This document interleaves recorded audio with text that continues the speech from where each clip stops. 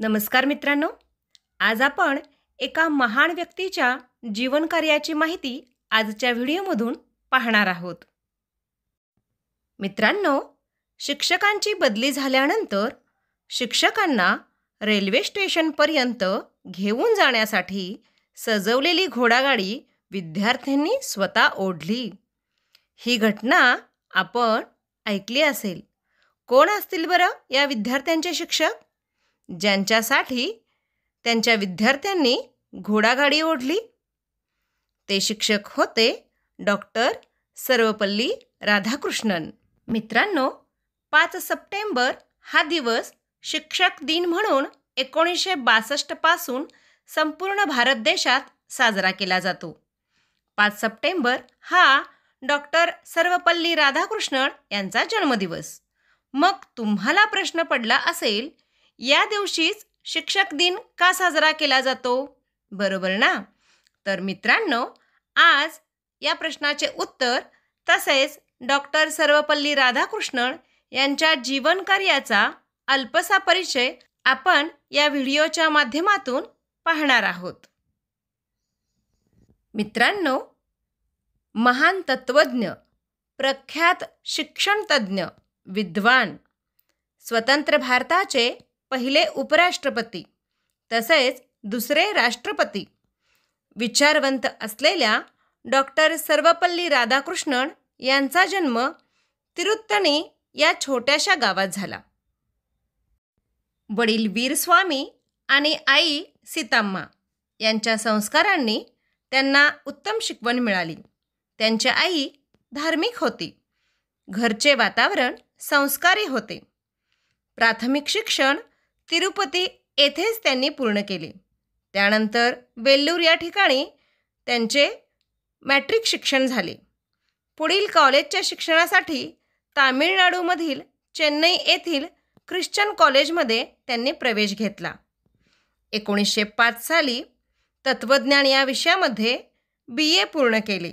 त्यानंतर 1908 साली त्यांनी MA पर्यंतचे शिक्षण पूर्ण केले.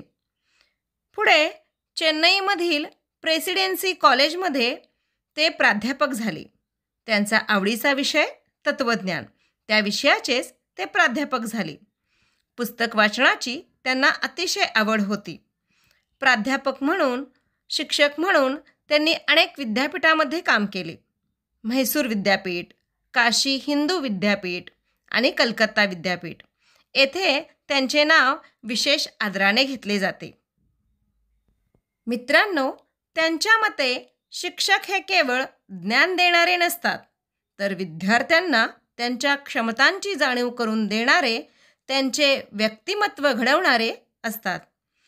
त्यांनी केवळ शिक्षण क्षेत्रातच नव्हे तर राजकीय क्षेत्रामध्ये 1952 ते 1962 कालावधीमध्ये भारताचे उपराष्ट्रपतीपद भूषवले आणि देशसेवेला एक महान योगदान दिले.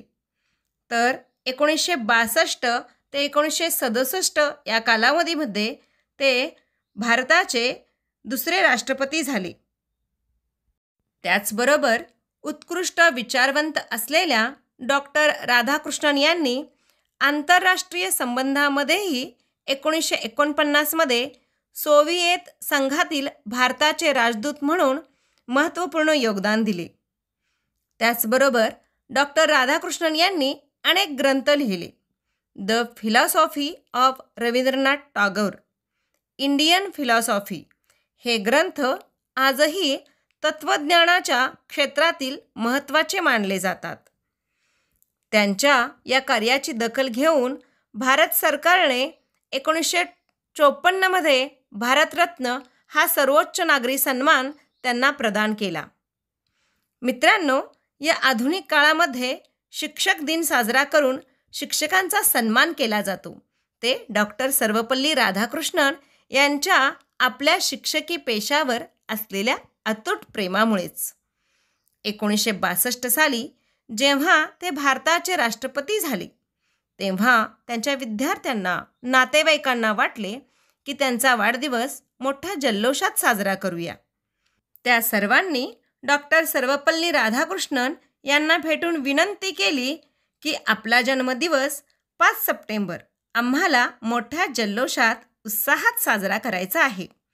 आपण शिक्षक आहात, आमचे गुरुवर्य आहात, आम्हाला परवानगी द्यावी. तेव्हा डॉक्टर राधाकृष्णन त्यांना म्हणाले, माझ्या एकट्याचा वाढदिवस साजरा करण्यापेक्षा सर्व शिक्षकांचा या दिवशी सन्मान करा ना. सर्व गुरुवर्यांचा सन्मान झाला तर तो मला जास्त आवडेल.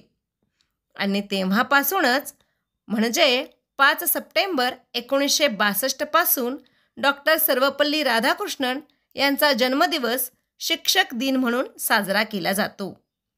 प्राचीन काळापासूनच असलेल्या गुरु शिष्यांच्या अनमोल नात्याला शिक्षक दिन ही नवी ओळख मिळाली.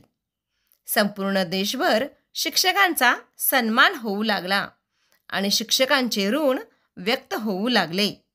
मित्रांनो, तत्त्वज्ञान, अध्यापन व समाजकार्यात महत्त्वपूर्ण योगदान देणाऱ्या डॉक्टर सर्वपल्ली राधाकृष्णन यांचे निधन 17 एप्रिल 1975 रोजी झाले. पण त्यांचे आदर्श विचार आणि लेखन भारतीय समाजाला नेहमीच प्रेरणा देतील. जय हिंद, जय महाराष्ट्र.